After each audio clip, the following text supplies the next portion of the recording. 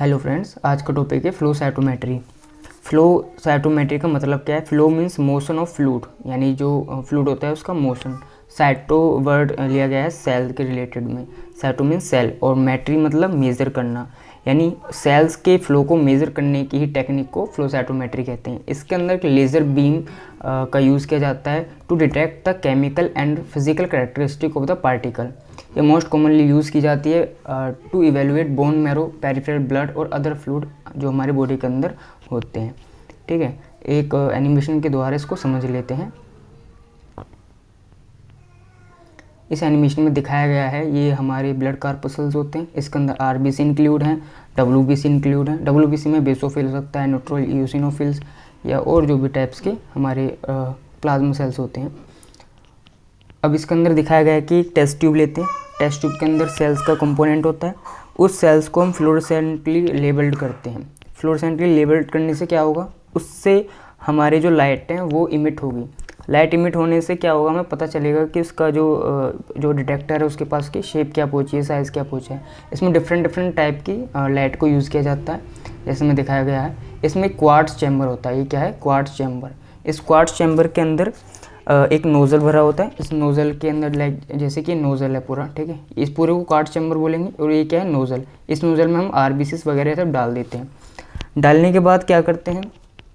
उसके बाद इसमें बड़े अच्छे से हम उसको लेज़र बीम से डिटेक्ट करते हैं। लेज़र लाइट इस पर डालते हैं। लेज़र लाइट का यूज़ करते हैं या फिर आर्क लैम्प का यूज़ करते हैं। लेज़र लाइट या आर्क लैम्प की यूज़ करने से क्या होगा? लाइट स्कैटर्ड होगी। जैसे कि इसमें पार्टिकल गिर रहे हैं, सेल्स गिर रही हैं और लाइट देखो यहाँ पर स्कैटर्ड हो रही है। एक स्कैटरिंग यहाँ पे, स्कैटरिंग यहाँ पर, तो ये मतलब स्कैटरिंग चल रही है। अब जैसे कि कोई छोटा साइज़ है सेल का तो स्कैटरिंग ज़्यादा छोटी होगी। अगर वहीं सेल्स का साइज़ बहुत बड़ा हो गया, लार्ज हुआ, तो वहाँ स्कैटरिंग लार्ज होगी। मतलब वहाँ जो एरिया कवर किया जाएगा वो लार्ज किया जाएगा। अब सेल्स के स्कैटरिंग फिनोमिना को मेज़र करने के लिए हम सेल्स के क्या देखते हैं? उसकी साइज़ देखते हैं और उसकी कॉम्प्लेक्सिटी देखते हैं। साइज़ मतलब जो सेल्स है वो कितनी छोटी है, कितनी बड़ी है। कॉम्प्लेक्सिटी का मतलब यहाँ पे उस सेल्स के अंदर कंपोनेंट कितने, उसके ग्रेन्यूल्स कितने। ठीक है, अब जैसे हमें पता है जो ग्रेनुलोसाइट्स होते हैं सेल, उसके अंदर बहुत सारे ग्रेन्यूल्स पाए जाते हैं। छोटे छोटे विलाई छोटे छोटे मल्टी लोब न्यूक्लियस पाए जाते हैं। जैसे कि न्यूट्रोफिल्स जो होती हैं वो मल्टी लोब होती है। वहीं बेसोफिल जो होते हैं उसमें इरेगुलर लोब्स होते हैं। जनरली दिखते नहीं हैं पर वो स्टैंड करने पर वो विजिबल हो जाते हैं। और इओसिनोफिल जो बायलोब्ड होती है। हमें पता है वोल्टेज और टाइम के हिसाब से जो इसमें ग्राफ बनता है, जिसमें अगर जितना छोटा सेल्स होगा उसका जो वोल्टेज टाइम ग्राफ उतना कम बनेगा। एक्स एक्सिस पर हम इसको टाइम लेते हैं और वाई पर हम वोल्टेज लेते हैं। इसके दो तरह की स्कैटरिंग फिनोमेना दिखाया गया है, सैड और फॉरवर्ड स्कैटरिंग।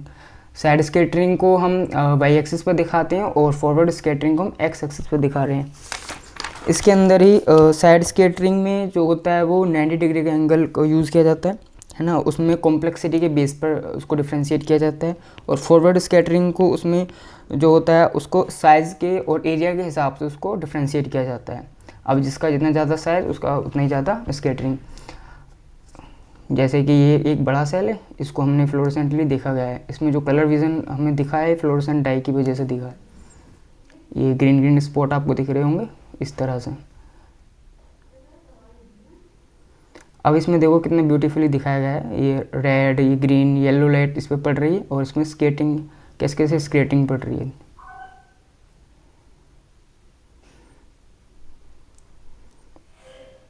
तो बेसिकली इसका एप्लीकेशन क्या है? इसका एप्लीकेशन जो है वो हम सेल काउंटिंग में करते हैं और सेल सॉर्टिंग के अंदर करते हैं। सेल काउंटिंग तो बेसिकली आप जानते हैं, सेल को काउंट करना, हमारे बॉडी के अंदर कितना सेल है। सेल सॉर्टिंग करना, डिटरमाइनिंग करना सेल फंक्शन की, सेल की फंक्शनैलिटी को डिटरमाइन करती है। लाइक जो सेल है वो कैंसर सेल तो नहीं है, वो सेल नॉर्मल फंक्शन परफॉर्म कर रही है, उसमें कोई एपोप्टोटिक रिएक्शन तो नहीं चल रही है। डिटरमाइन करते हैं सेल की कैरेक्टरिस्टिक को, यानी उसके अंदर जो स्ट्रक्चर्स हैं वो सेल्स कैसी है। ठीक है, डिटेक्ट करते हैं microorganism such as bacteria, fungus या ईस्ट को। ठीक है, फाइंड करते हैं biomarker like characteristic that indicate normal function. इसमें कुछ बायोमार्कर्स होते हैं, उसको फाइंड करते हैं कि वो किस तरह से नॉर्मल फंक्शन को इंडिकेट कर रखे हैं। ठीक है, diagnosis the potential treatment of blood and bone marrow cancer.